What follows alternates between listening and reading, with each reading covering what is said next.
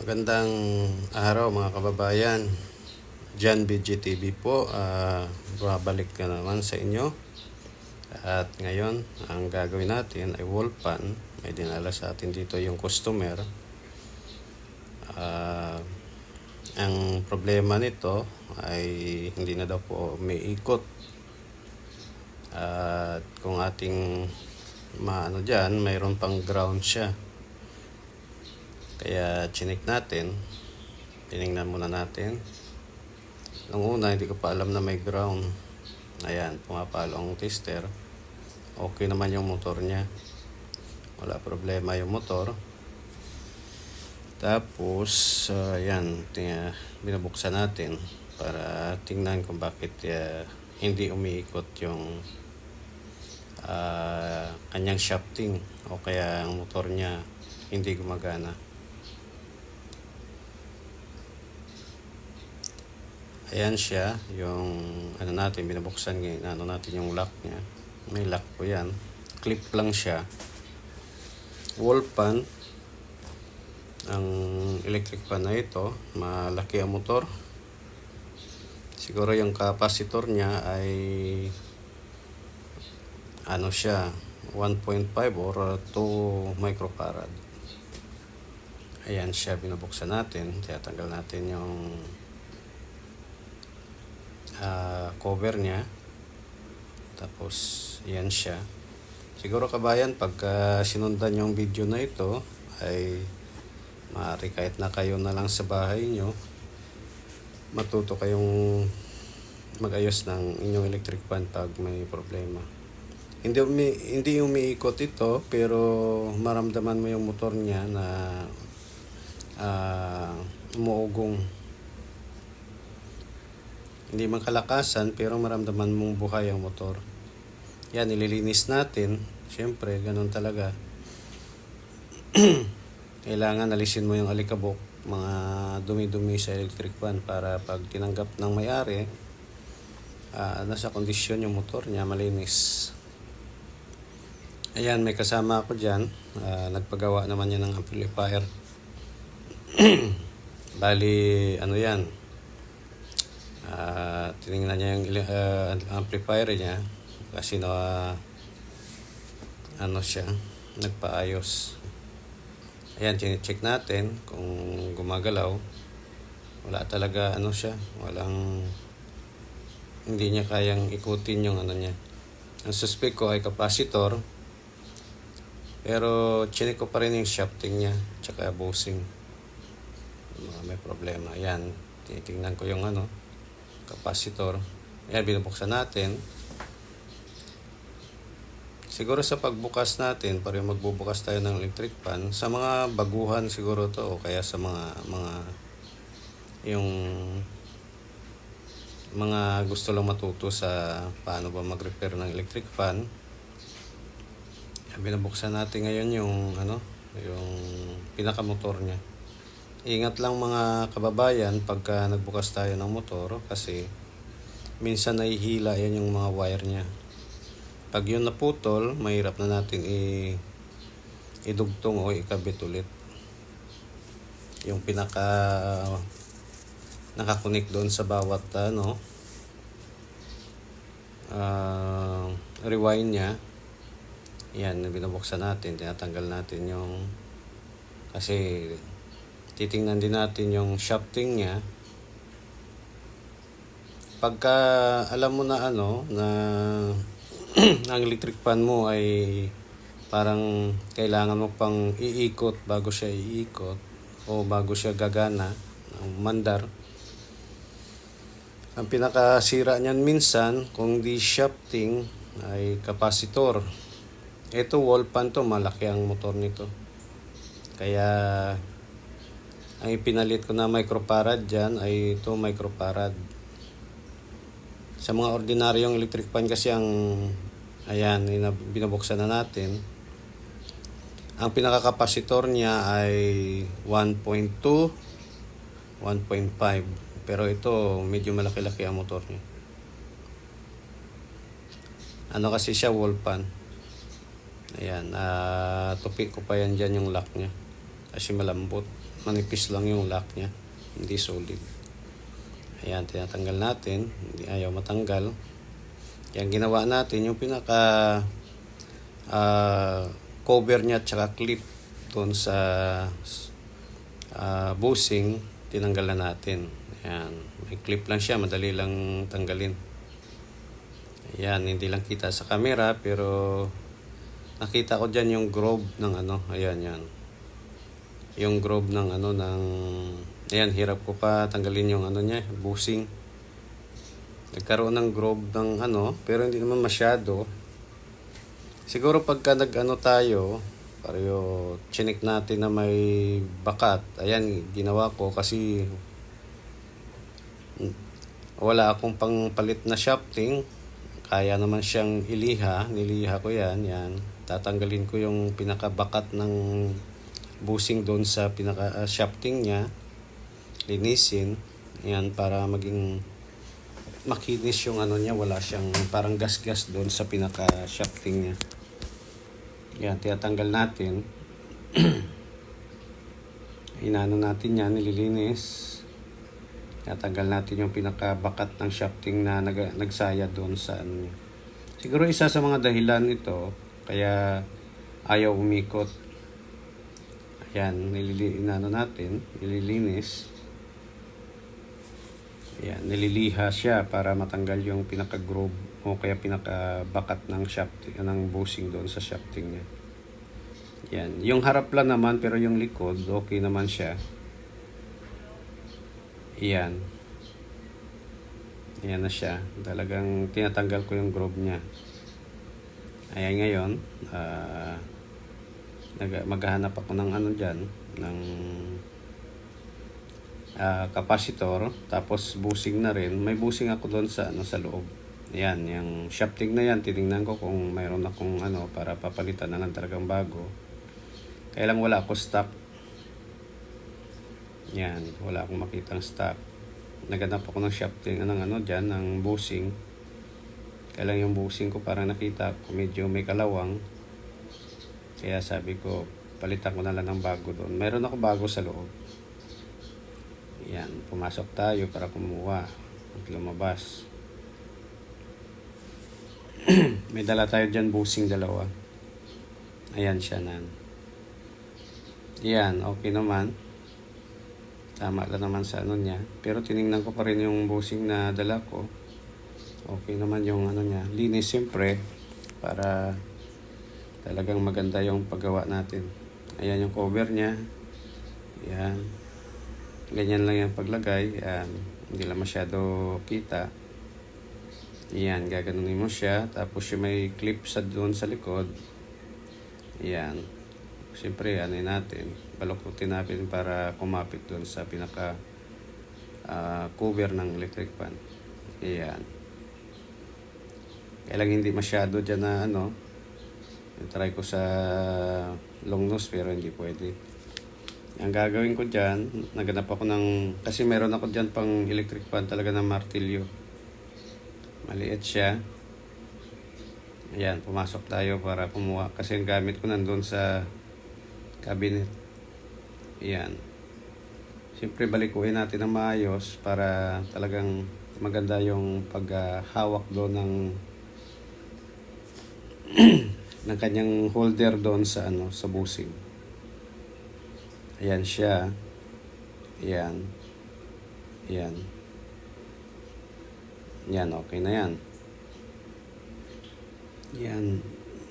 Nilagyan natin yung mga pinaka spacer niya o kaya yung pang ano doon sa gap para maging pantay siya.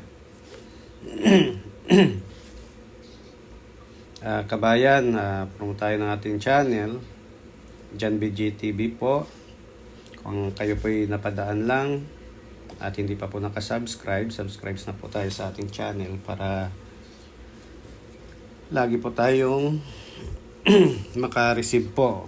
Paki-hit na rin po ng notification para pag may mga bago tayong na-upload, una kayong makapanood ng ating mga ina-upload. Ang ginagawa po natin dito sa bahay ko po, may sa labas may shop ako maliit. Ang ginagawa natin, washing, amplifier, TV, basta electronic ano siya. Ayun, mga electric fan. Dati nag-shop na rin ako para sa electric fan na bago ako nag-abroad. Tapos, yan ngayon, binabalik na natin. Titingnan natin kung okay na ba. Pero okay na yung ano niyan. Ayan. Ganun lang yung pagpalit. Pagka yung electric fan nyo ay parang hirap mag-ikot, maaaring may tama ang shafting o kaya bushing niya na dapat palitan. Ayan. Pag wall fan, ganyan yung ano niya. May clip siya doon ng kanyang bushing. Tapos may holder siya doon para humigpit yung ano siya, yung bushing niya. Hindi siya magalaw-galaw. Kasi pag gumalaw, hindi masyado mahigpit ang ano niya. Yung pagkalagay mo ng kanyang cover, maaaring siya, sumaya doon sa bushing. Pagtabingi. Ayan kabayan, binabalik na natin kasi napalitan na natin bushing niya. Madali lang mag-repair ng electric fan. Siyempre, check mo na kung okay. Maging kayo siguro sa bahay nyo, kaya nyo nagagawin to. Ayan. Basta tandaan nyo lang lagi na pagka ang electric fan umuugong, yung parang hirap siya mag-ikot. Maaaring may tama ang shafting o kaya yung kapasitor niya ay mahina na siya. Kasi kung minsan nga rin, pumuputok yan ng kapasitor pag sobrang gamit o kaya yung matagal na siya, umihina na rin yung microfarad niya, yung bilis ng kanyang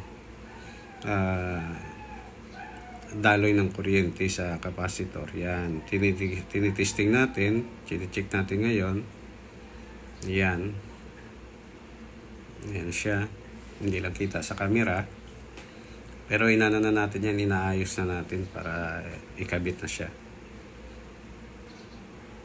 Basta ang i-ano nyo lagi, yung i-check nyo lagi yung shafting.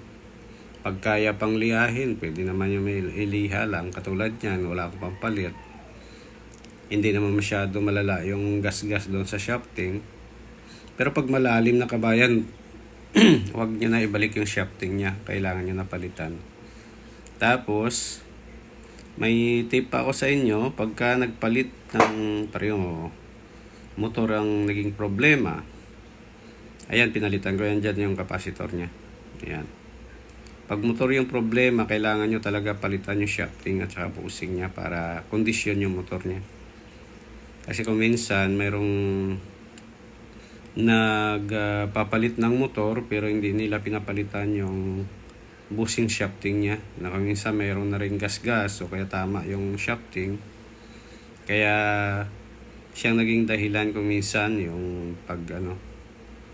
pagsira ng motor niya. Ayan, chinik ko yung kapasitor niya, talagang may problema kasi nagbabago yung ano niya, hindi nag-i-steady yung kanyang reading. Ayan, siyempre inano natin yan, hinahanda natin yung wire niya para pag kinabitan ng bagong kapasitor ay madali na lang natin ikabit. Ayan siya.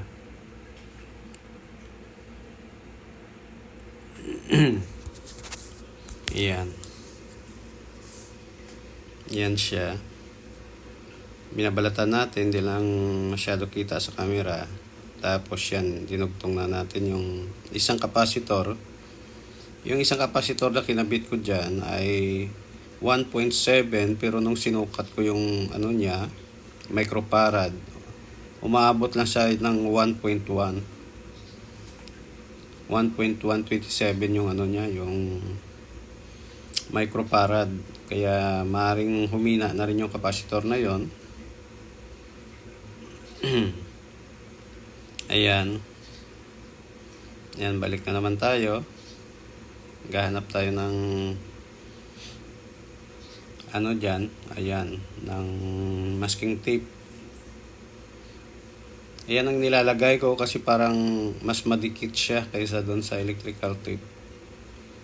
Ang parte kasi niyan magalaw dyan.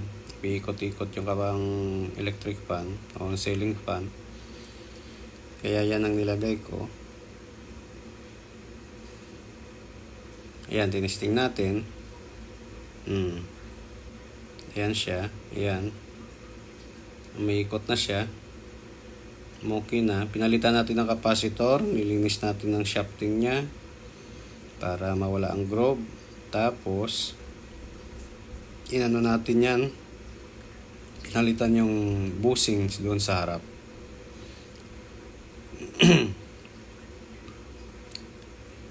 Mahina yung capacitor na pinalit ko, yung 1.7, pero ano na yan siya, yung parang nagamit na. Ang kanyang reading doon sa ating tester ay 1.1 ang reading niya. Kaya maaring na rin siya.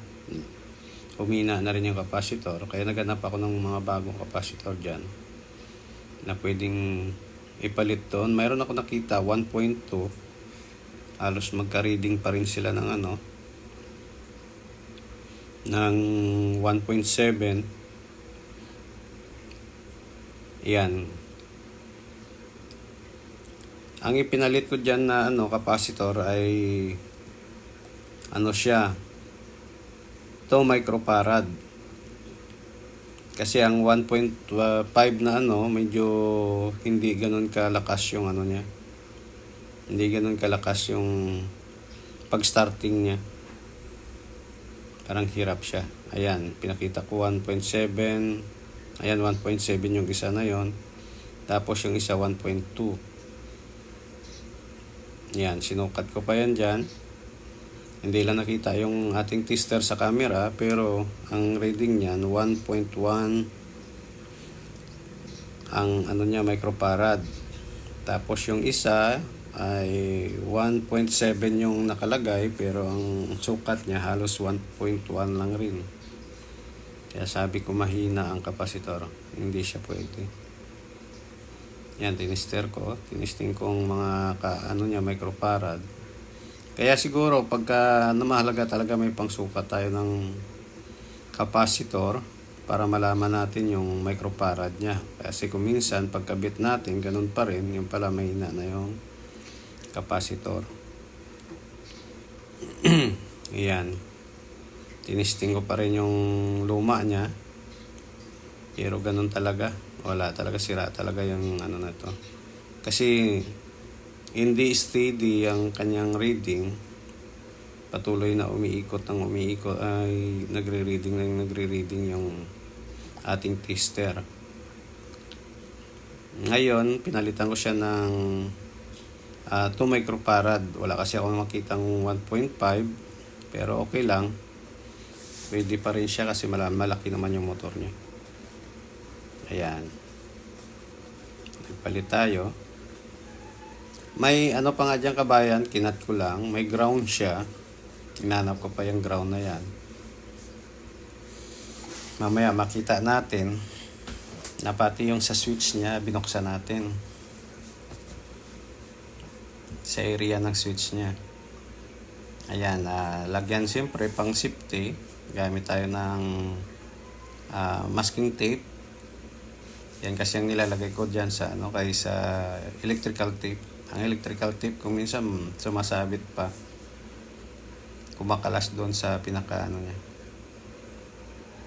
Pero okay rin ang masking electrical tape. Inano ko lang yung masking tape kasi medyo makapit siya sa doon sa sa electrical tape. Ayan. Siyempre nilagay natin yan para safety. Wala tayong background. Sumabit yung pinaka ng capacitor. Ayan, nilagyan ko pati yung pinaka tawag dito, yung pinaka pin niya para walang ground. Ayan, ganyan siyang niya. Dinugtong natin. Yan, nilagay natin doon, isinama natin doon sa pag-clip sa katawan ng electric fan. Ayan, dyan siya. Ayan.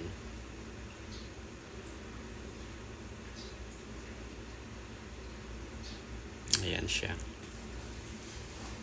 Kinabit na natin.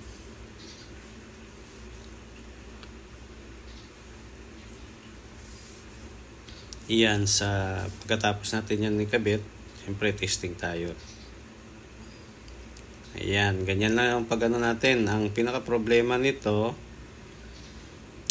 mayroon siyang ground, tapos hindi siya nag-i-start. Okay, umiikot sa unang pag sa number 1 niya.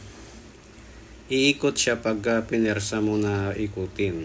Pero ngayon, pinalitan natin ng capacitor, nilinis natin ng shafting, tapos palit tayo ng bushing.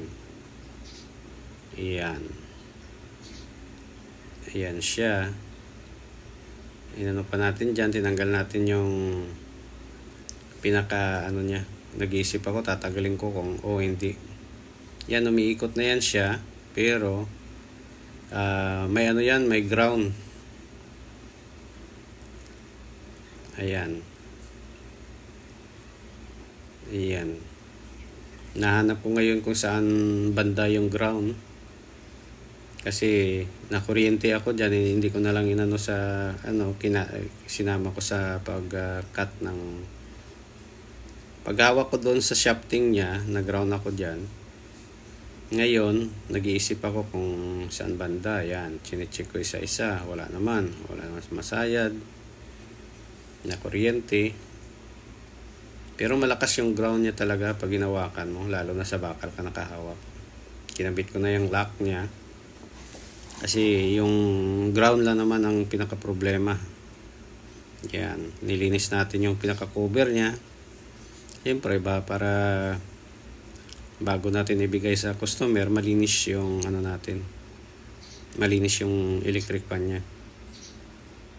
Isa rin yan sa, siyempre matuwa ang kasi hindi naman nila kaya yung linisin.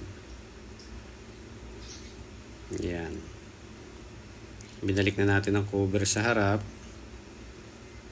Yan. Kasi ang sa likod, clip lang naman yan. I-clip mo lang doon sa pinaka niya. Yan. Yan siya. Yan. Ayan na, ibalik ko yung cover sa likod. Siyempre, nilinis natin muna yan. Ayan, binaras natin. Kailangan malinis yung niya. Hop. Hindi ko napansin, di pala kita sa camera. Naka-steady lang kasi yung camera ko dyan, maliit lang yung stand niya. Ayan, natin, ina-align natin na tama yung pagkalagay natin ng cover niya sa likod. Ayan. Konting pwersa lang para konti lang. Ayan. Ilagyan natin, pinapok natin para mag-flat yung pinaka-lock niya. Ayan natin, testing natin.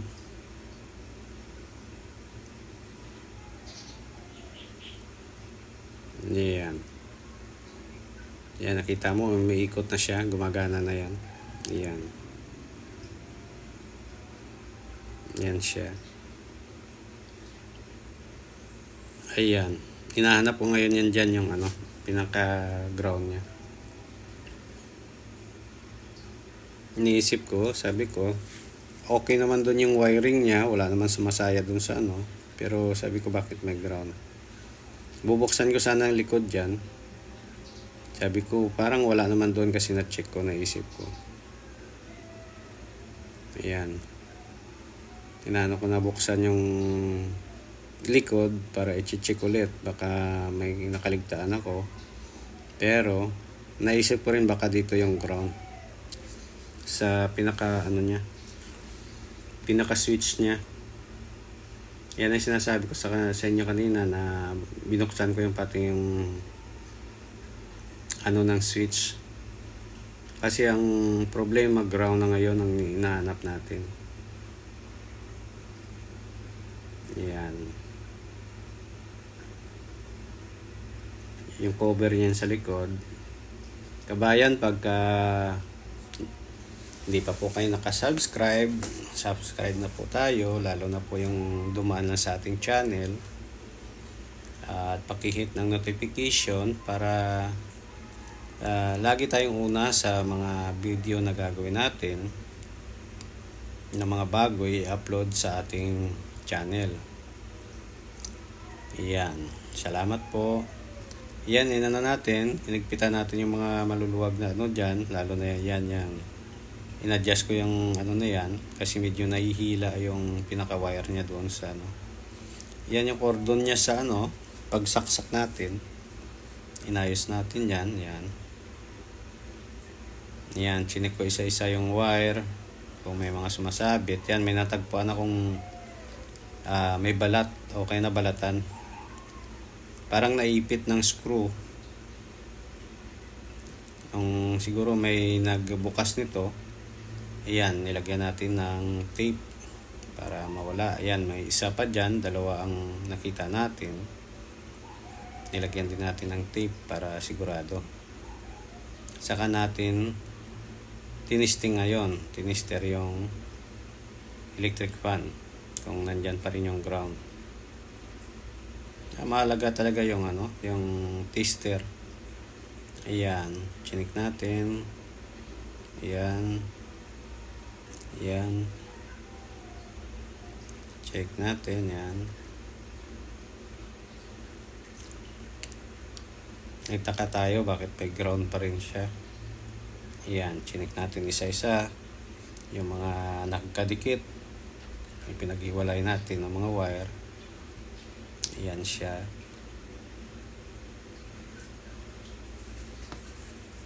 Ayan.